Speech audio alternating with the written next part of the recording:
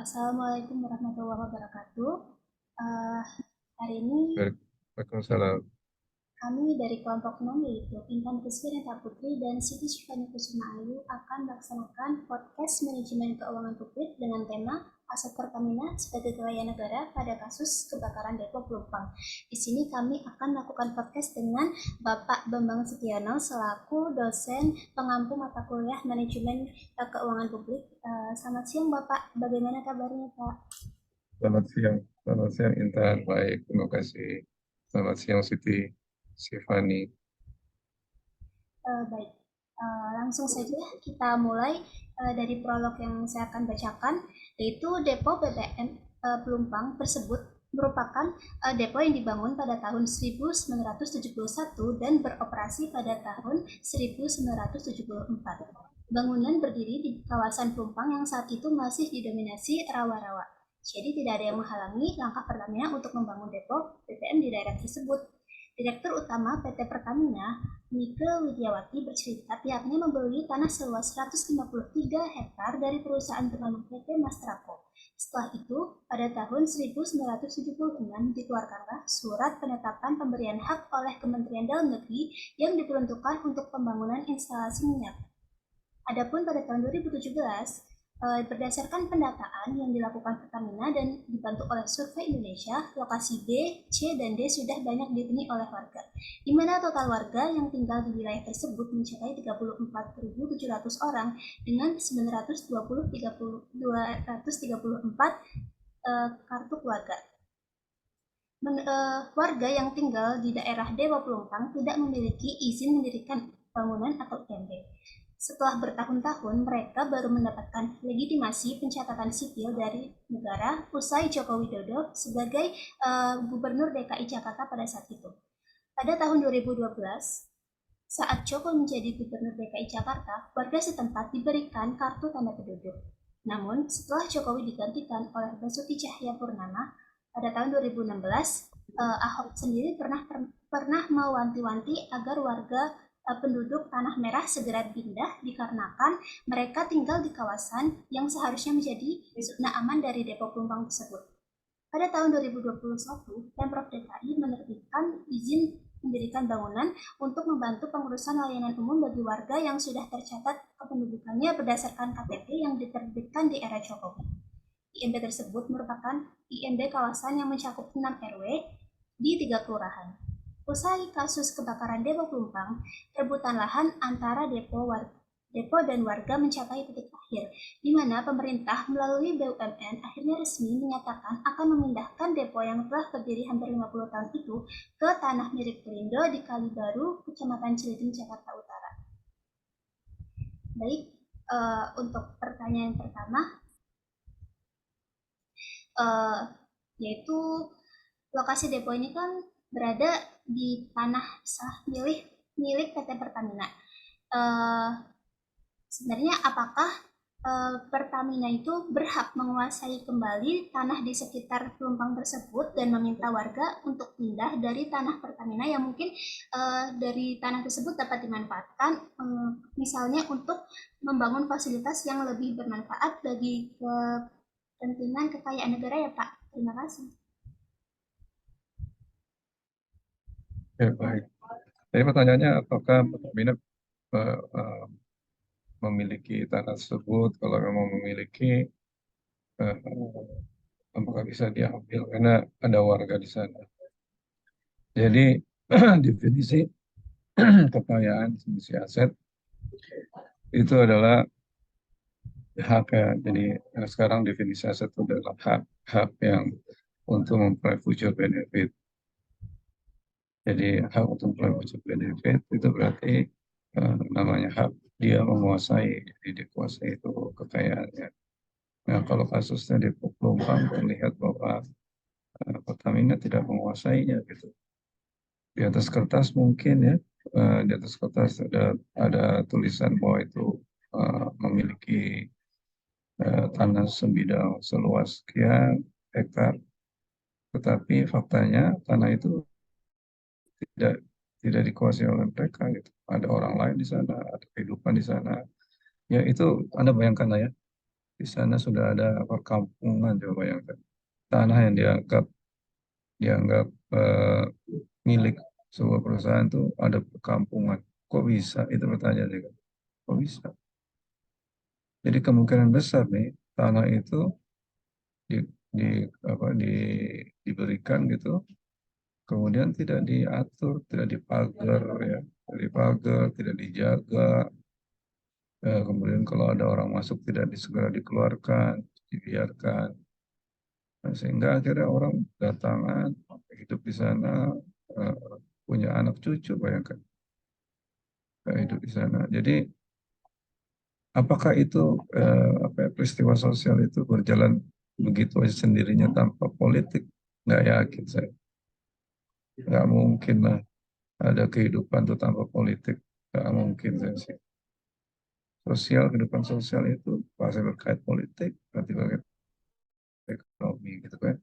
Pasti ada orang yang ingin secara politik orang-orang itu ada di sana gitu. Siapa ya saya tidak tahu ya. Tapi membiarkan orang masuk ke sebuah tanah didiamkan, pasti itu ada unsur politik ya. Kalau menurut saya. Jadi, tanyanya, apakah bisa? Ya, biasanya melewati pengadilan ya. Bisa nggak pengadilan mengeluarkan perintah bahwa tanah itu harus dikosongkan? Biasanya sulit ya kalau udah melibatkan puluhan ribu orang hidup di sana. Sulit biasanya, karena ada aturan yang mengatakan bahwa eh, kalau sudah 20 tahun tinggal di sana, berhak memiliki tanah itu. Nah, itu tentu saja melewat proses juga. Jadi gitu jawabannya itu. Tidak mudah ya untuk mengambil lagi. Dan tidak bisa dicatat di laporan keuangan Pertamina sebagai asetnya Pertamina. Tidak bisa, tidak memenuhi prinsip aset. Berarti karena ada campur tangan politik dan juga peraturan yang mungkin kurang detail atau kurang tegas seperti itu ya Pak. Jadi akhirnya warga berkesempatan membangun hunian di situ sampai akhirnya banyak penduduknya dan memang tidak bisa untuk berpindah, akhirnya depo tersebut yang harus pindah seperti itu ya Pak. Ya, ya itu kan eh, saya belum tahu ya apa putusan akhirnya. Kan baru disuruh dikaji itu. Apakah sudah ada putusannya ya? Ya kita lihat aja nanti bagaimana putusannya. Ya, tapi intinya kalau memindahkan orang tidak semudah itu ya. Di zaman sekarang di mana ada HAM, masalah HAM gitu, itu nggak mudah gitu, nggak mudah memindahkan orang. Begitu Intan. Baik Pak, selanjutnya akan ditanyakan oleh rekan saya. Nah, selanjutnya ini kan Pak diketahui bahwa awalnya yang tinggal di daerah Depok Pelumpang itu secara ilegal hingga membuat sebuah pemukiman warga dengan total warga yang menghuni di area tersebut sejumlah 34.700 orang. Nah, bagaimana kepengurusan bangunan rumah tersebut jika tanah itu ilegal atau milik Pertamina? Nah, karena kan menurut peraturan daerah pasal 16 tahun 2009 tentang tata bangunan mengatakan bahwa IMB itu adalah diterbitkannya pembangunan gedung, bangunan rumah, dan pabrik. Sedangkan warga di sekitar Depok Pelumpang tidak memperpanjang IMB atas bangunan rumah tersebut. Maka kan seharusnya tidak memiliki perpanjangan IMB. Terus kenapa sih Pertamina ini nggak menggugat aja gitu Pak status kepemilikan tanah tersebut? Ya itu. Terus rumah-rumah yang tinggal di sana itu ilegal atau enggak Pak? Ya.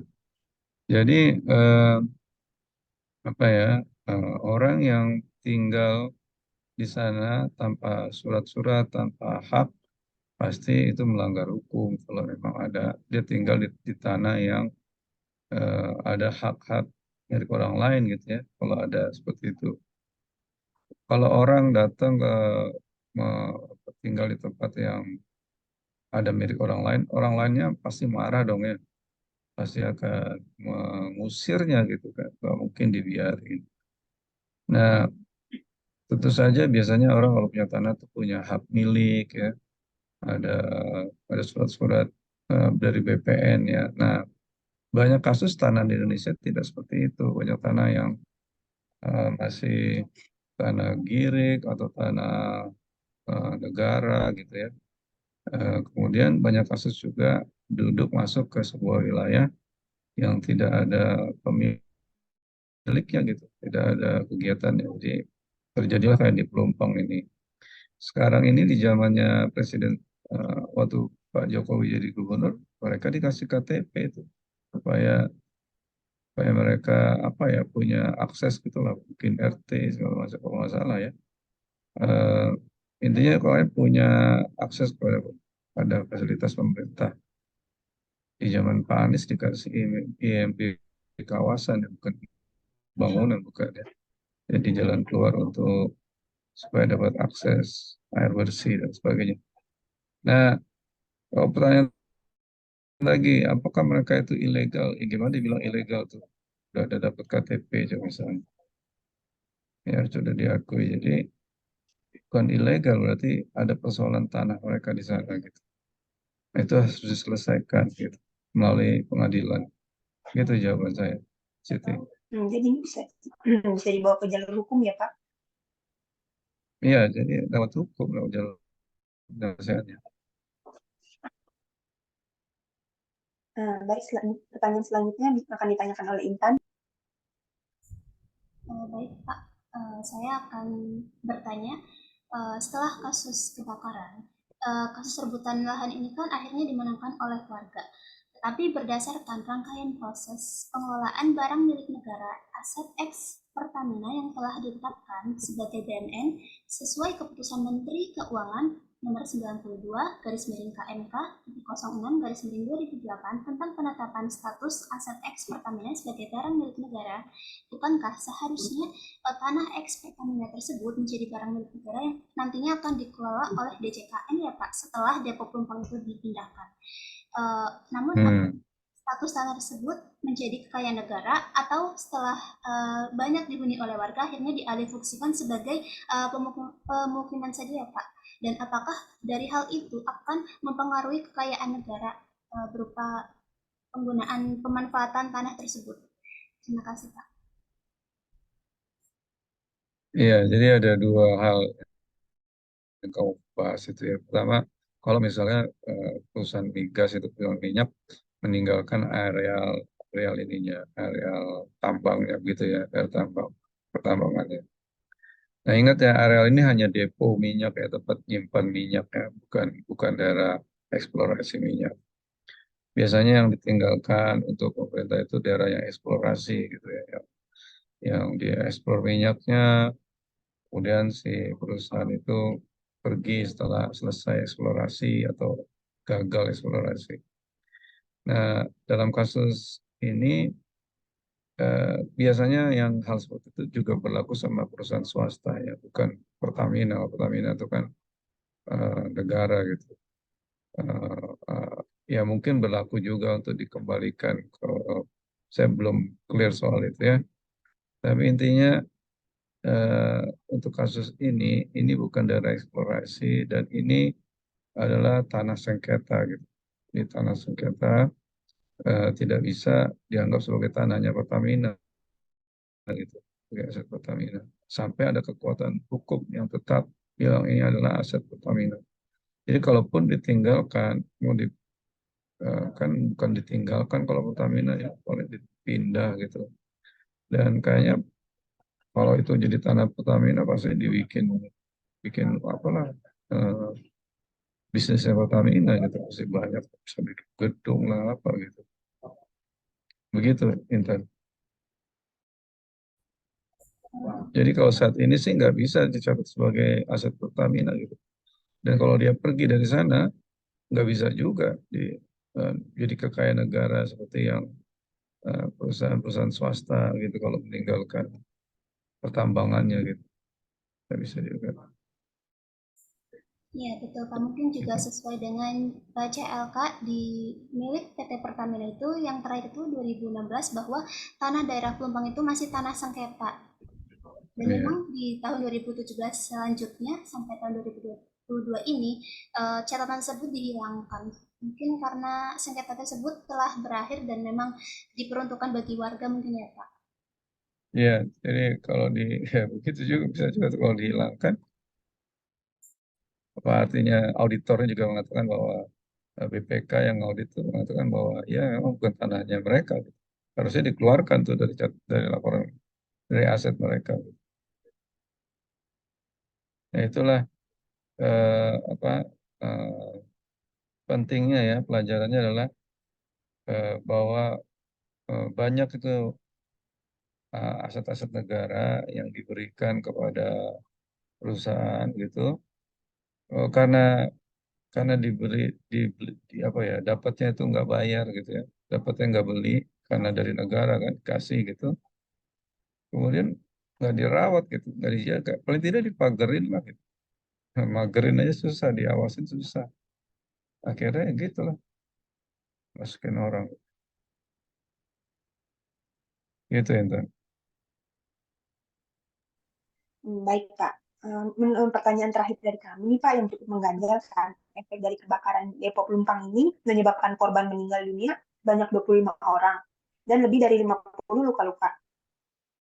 Para korban yang menderita dan rumah-rumah yang hangus terbakar akhirnya meminta pertanggungjawaban PT Pertamina karena menurut pandangan mereka, korban hal yang menimpa mereka ini disebabkan oleh kelalaian PT Pertamina. Sedangkan area pemukiman warga merupakan zona aman yang memang tidak untuk dijadikan pemukiman. Sebenarnya, menurut Bapak, hal yang dilakukan warga Pelumpang tersebut wajar nggak sih, Pak? Terus juga kalau seandainya pemukiman ini digeser, bisa nggak lahan yang dijadikan pemukiman ini diolah kembali oleh Pertamina? Agar nanti menjadikan pemasukan lebih Pertamina. Ya baik, jadi kamu bertanya bahwa apa menuntut ganti rugi ya si warga misalnya gitu, warga menuntut ganti rugi karena kelalaiannya Pertamina. Penyebab kebakaran itu pasti kelalaian Pertamina memang ya. Kan nggak mungkin kelalaian warga kan.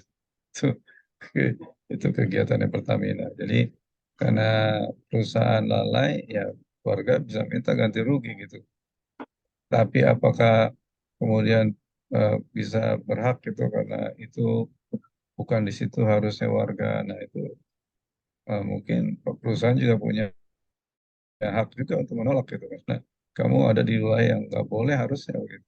Jadi kalau sebelah hak sih semua bisa punya hak ya. Eh, karena memang menyebabkan kerugian gitu. Nah, kemudian pertanyaan berikutnya, kalau berhasil dibebaskan, dikelola kembali tanah ya pasti bisa jadi aset perusahaan, kembangkan untuk bisnis pertamina bisa. Ya, ya pokoknya menurut saya kejadian ini tuh bukan tanpa politik ya. Kenapa bisa tanah itu tidak digarap oleh dikuasai oleh Pertamina gitu. Jadi siapa yang bermain di Pertamina ini tidak menguasai tanah di situ gitu loh. Siapa ini orang-orang yang membuat tanah itu jadi nggak dijagain gitu. Apa ada yang untung nggak dari penduduk pada tinggal di situ gitu. Ya bukan saya bilang ada nggak partai politik yang menang di situ gitu. Saya. Jadi itulah paling tidak yang punya manfaat dari adanya masyarakat di situ gitu. Begitu ya Intan sama Siti. Baik, Pak, mungkin dari kelompok Baik, Pak, cukup jelas. pertanyaan yang sudah cukup. Baik, terima kasih kelompok 6. Semoga sukses ya. Sampai ketemu di sahabat. Terima kasih untuk kebersamaan Bapak. Terima kasih untuk kebersamaan Bapak di siang hari ini di acara podcast yang membahas tentang aset Pertamina. Saya Siti Sifani dan Intan Rizky. Pamit undur diri. Sekian dan terima kasih. Wassalamualaikum warahmatullahi wabarakatuh. Waalaikumsalam warahmatullahi wabarakatuh.